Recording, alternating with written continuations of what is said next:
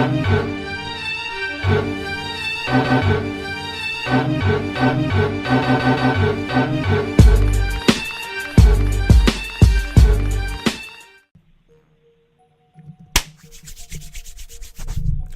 what's up, everybody? It's your boy Bo, and I'm back again with some more truth and facts. All right.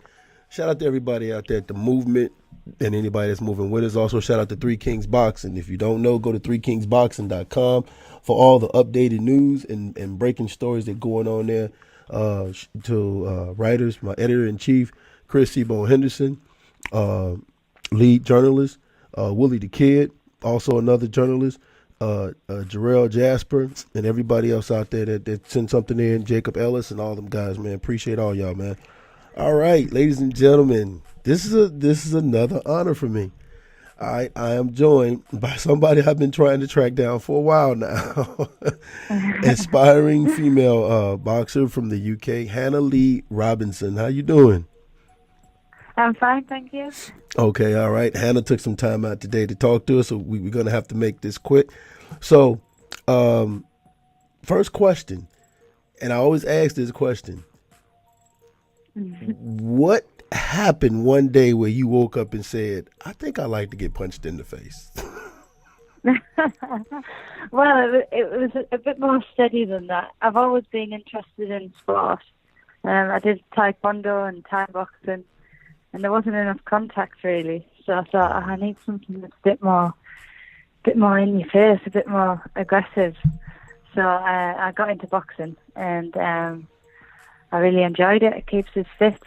I was just gonna ask you that. You just recently came back from an injury, and yeah, your exact words was, "This is more than worth the feeling, buzzing." Yeah.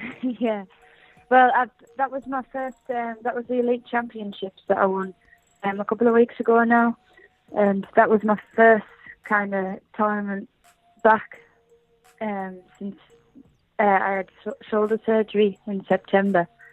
So it was touch and go whether I'd be fit enough and ready to do it.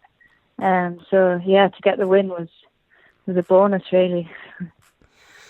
What was that like, being injured and not being able to train? That had to be kind of hard. Yeah. Oh, definitely. I've had probably more than my fair share of injuries in the last couple of years. About three years ago, I dislocated my shoulder in a fight, and I got surgery on it straight away. And then it was fine for a couple of years, and then I dislocated my elbow on the same arm and fractured my elbow. So I had surgery on that, and then after that my shoulder came out again in a fight. So I've had 3 operations on my right arm in the last 3 years. So, but it feels strong now. I've done things properly. I've got a strength and conditioning coach, and I've took my time this time. So hopefully that's the last of the injuries, and I can get a clear one, a bit more momentum behind me.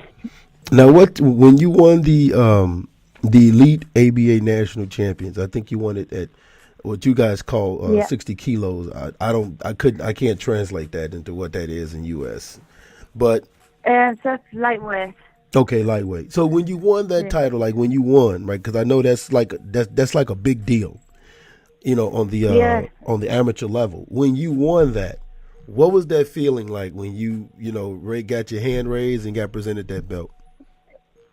Oh, it was incredible. It was just like all the injuries and the ups and downs of training and then making comebacks and stuff. It all been worth it, because that's one of the best things you can win in the country as an amateur.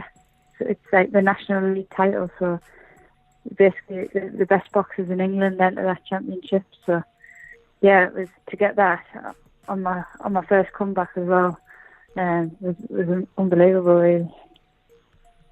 Okay, so what's next? I mean, you seem to be accomplishing a lot of things that you want to accomplish on the amateur level. I mean, are we looking at pro soon, or? Yeah, eventually I would like to turn professional, but I still feel like I've got a lot left to achieve at the amateurs. In a couple of weeks, I represent England in the Tri-Nations, Okay. So that's England, Scotland, and Wales compete for the Great British title. So I've got that in a couple of weeks, and then hopefully I'll get an assessment for Team GB, and I'd like to become like part of Team GB and get some experience like internationally first, and then eventually turn professional. Now I want to ask you about a tweet that you put out, right? And I found it very kind of inspirational and something to live by. You go, don't be pushed around by the fears in you, be led by the dreams in your heart. Yeah. What inspired? Like, is that something that when you started going into boxing or when your shoulder was hurt that there was some doubt or some detraction there, and you just had to just push through it?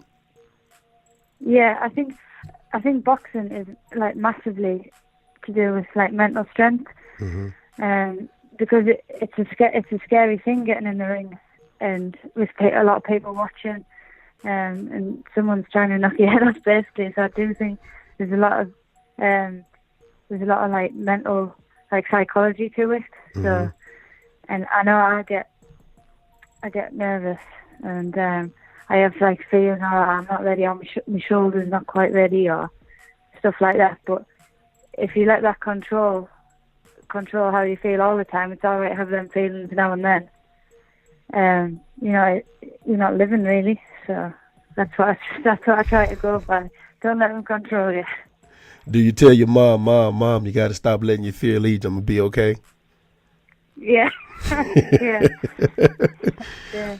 Speaking of your parents, like we know that the first thing you got to have a good home foundation, even to think about starting to fight. And that's for male or female. You got to have a good home foundation. But how important is it for you to have a good foundation as far as your team, your training, being in the gym, your coaches? How important is that to you? Oh, it's massively important. I changed boxing clubs recently, actually. In September, after I got my surgery, I thought it'd be a good time to kind of move on to a more accomplished gym. I thought I was at that level where I was ready to move on. So I joined Berkeley Boxing Club, and they're one of the best boxing clubs in the country. Two of our boxers have gone to, three of them have gone to Commonwealth Games. 2 got medals. So they're quite. It's been hard work, but I've learned so much in a short space of time since joining that club. I mean, it's totally different to what I was used to, but I feel like I'm fitting in well. And you kind of they're a successful club, so you've got that confidence behind you when you go into the ring that you're getting the right coach and you're getting all the right support you need, because the proof of success is in all their wins, really. So.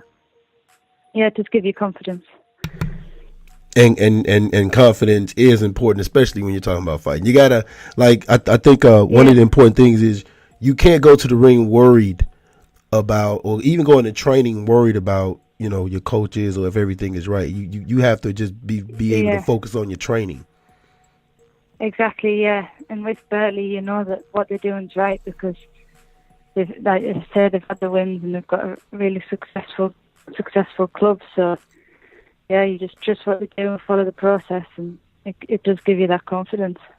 Now, I actually had the privilege of watching one of your fights, and there is a difference between the girl that's smiling on the pictures and the one that's in there trying to fight somebody. What is that? What is that transformation like?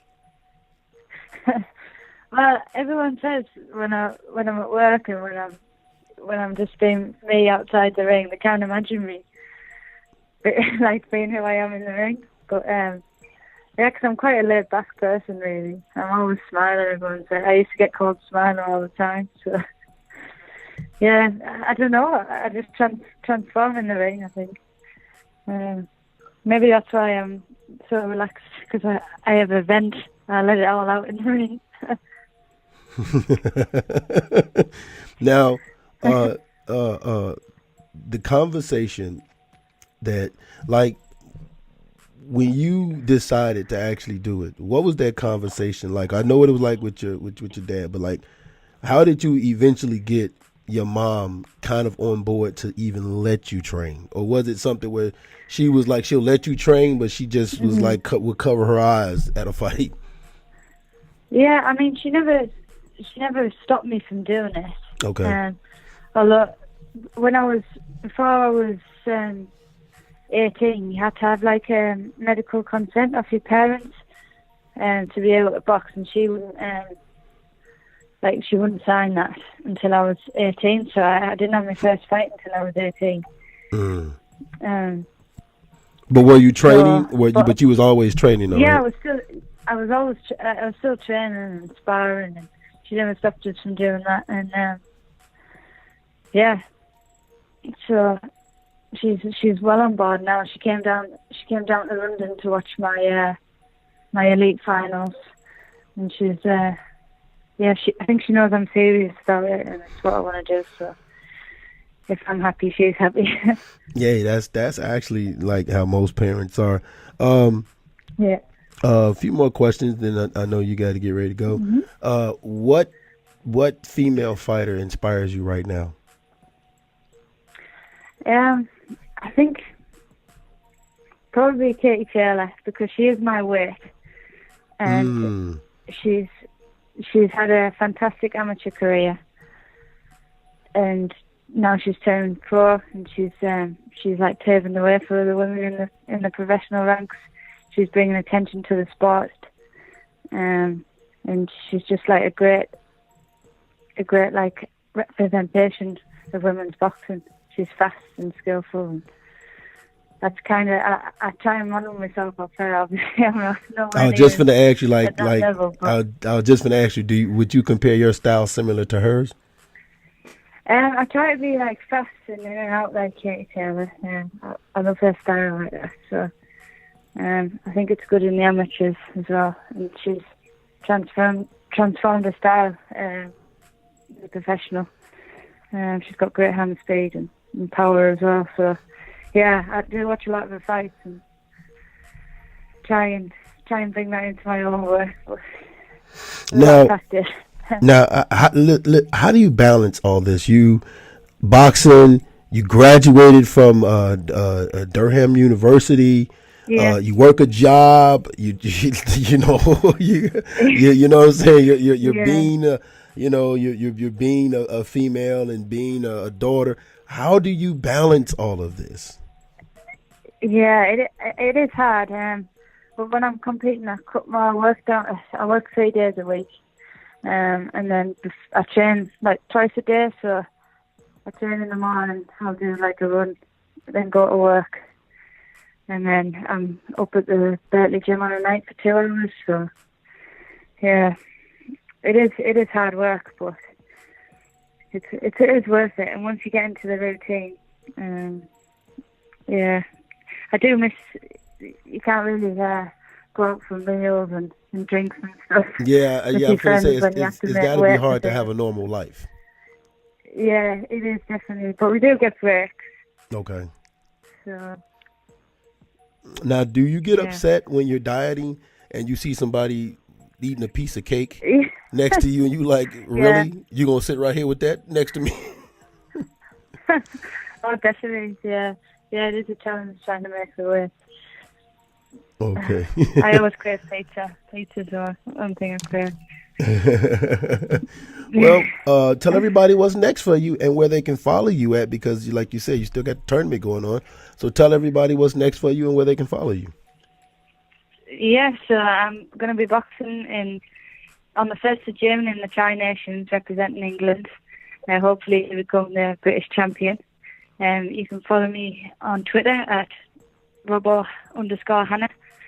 I'm on Facebook and Instagram as well. All right, you guys heard it. We would like to thank you for taking this time out to talk to us. We're going to try to get you back on the show when we have more time. And congratulations on winning the ABA National Elite Championship, and go out and get that, big British title.